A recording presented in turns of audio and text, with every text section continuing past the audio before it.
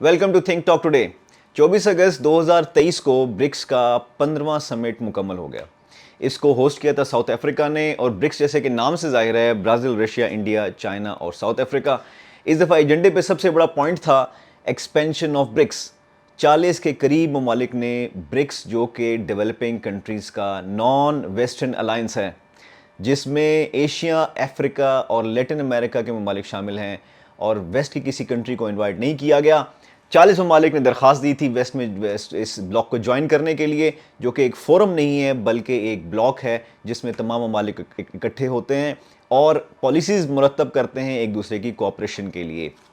इस एक्सपेंशन के जो डिक्लेरेशन हुआ उसके नतीजे में एक्सपेंशन अलाउ की गई, और अलाउ की 6 ममालिक को, और अब ब्रिक्स को में 6 मज़ीद ममालिक को इनवाइट कर दिया गया है, जिनके नाम हैं इथियोपिया, अफ्रीका से इजिप्ट, और एशिया से बहुत बड़े सरप्राइजेज सऊदी अरेबिया और ईरान, जो कि कुछ अरसे तक आर्च राइवल्स थे, और इसके अलावा यूएई, और इसके अलावा लैटिन ममालिक में से अर्जेंटीना।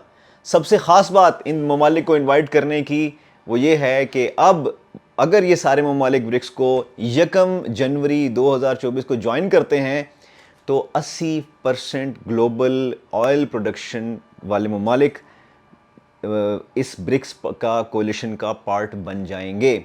और इसका मतलब क्या होगा कि अगर ब्रिक्स तय करता है कि ग्लोबली तमाम ऑयल की ट्रांजैक्शंस डॉलर के बजाय किसी लोकल करेंसी में होनी है, तो पेट्रो डॉलर को बहुत बड़े चैलेंज का सामना होगा। बहुत ही ज़बरदस्त स्टेप लिया ब्रिक्स ने ऐसी सूरत हाल में, और बजाय इसके कि यूएन जैसे इदारों की को चैलेंज करें और अपना कोई नया इदारा खड़े करने की कोशिश करें, कॉल कर दिया है कि यूनाइटेड नेशंस को मज़ीद डेमोक्रेटिक और रिप्रेजेंटेटिव बनाया जाए। Comprehensive reforms of the United Nations, particularly the United Nations Security Council, more democratic, representative and efficient.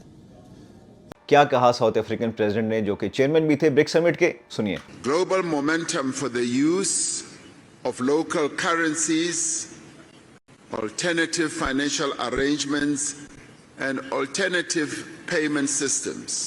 UN में मजीद नुमाइंदगी देने के अलावा यूनाइटेड नेशन सिक्योरिटी काउंसिल में भी नुमाइंदगी मांग ली है ब्रिक्स के ममालिक ने, और इन्होंने सपोर्ट कर दिया है चाइना, जो आज तक वीटो करता रहा था इंडिया की यूनाइटेड नेशन सिक्योरिटी काउंसिल में मेंबरशिप को। उन्होंने मांग लिया है ब्राज़ील और इंडिया के लिए permanent representation at the United nation security permanent members. इसका मतलब क्या होगा? इसका मतलब ये है कि ग्लोबल सिक्योरिटी के अंदर इन ममालिक की से बढ़ जाएगी, और ये ऐलान करने के बाद अब ब्रिक्स जो है वो डेवलपिंग नेशंस की आवाज़ बन चुका है। वो ब्रिक्स के वो डेवलपिंग नेशंस के जिनके लिए अल्टरनेटिव फोरम मौजूद नहीं था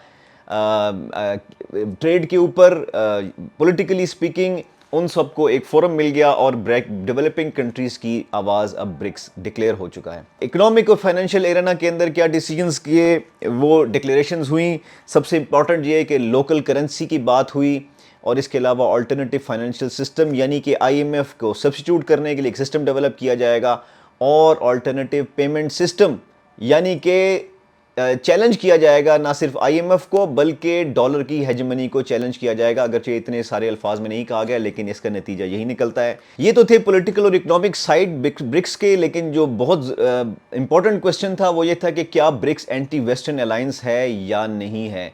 तो इस सवाल का जवाब हमें शी जिनपिंग चाइनीज़ प्रेसिडेंट के एक बयान से नज़र आता है। ये आप उनका बयान देख रहे हैं, जिसमें उन्होंने कहा कि एक मुल्क ऐसा है जो कि किसी डेवलपिंग कंट्रीज़ को डेवलप करता नहीं देखता और उसके रास्ते में रुकावटें खड़ी करता है। क्या कहा उन्होंने? One country obsessed with maintaining its hegemony has gone out of its way to cripple the emerging markets in developing countries. Whoever is developing fast becomes its target of containment. Whoever is catching up becomes its target of obstruction. सवाल ये आता है कि ultimately result क्या निकला इस BRICS summit से? उसके लिए वीडियो देखें। It's more than that, actually. I think it's gone up from 32 to 37% of global GDP according to purchasing power parity.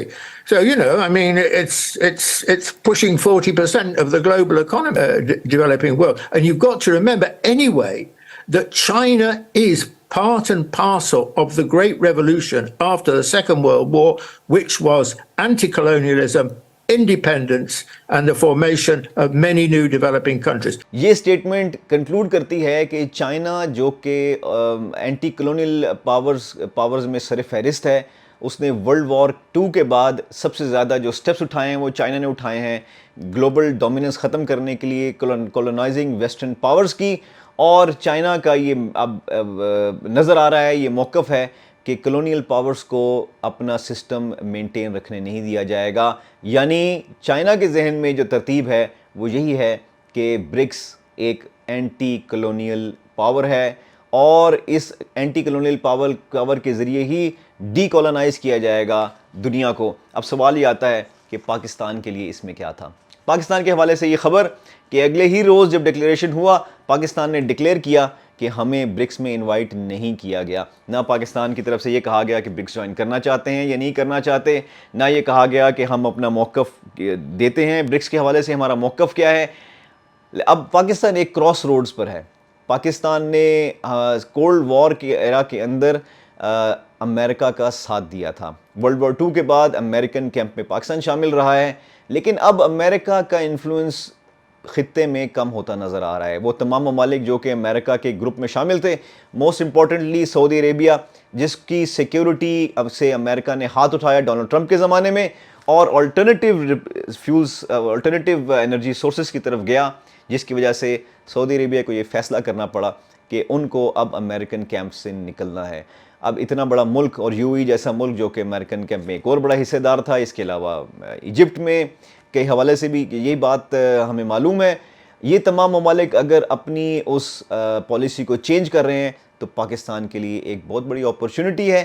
لیکن کیا پاکستان اس قابل ہے کہ وہ اس اپرچونٹی سے فائدہ اٹھا سکے نہ اٹھا سکے، یہ ہمیں وقت بتائے گا. لیکن چونکہ امریکن ڈومیننس کم ہوگی اور پاکستانی اسٹیٹ جو سروائیو کر رہی تھی امریکن سپورٹ کے اوپر، ایسے میں جب ریجنل پریشر ہم پہ بڑھے گا اور امریکن سپورٹ مزید کم ہوگی، ایسے میں ممکن ہے کہ نئے بلاک کو جوائن نہ کرنے کی صورت میں پاکستانی ریاست کمزوری کا سامنا کرنا پڑے.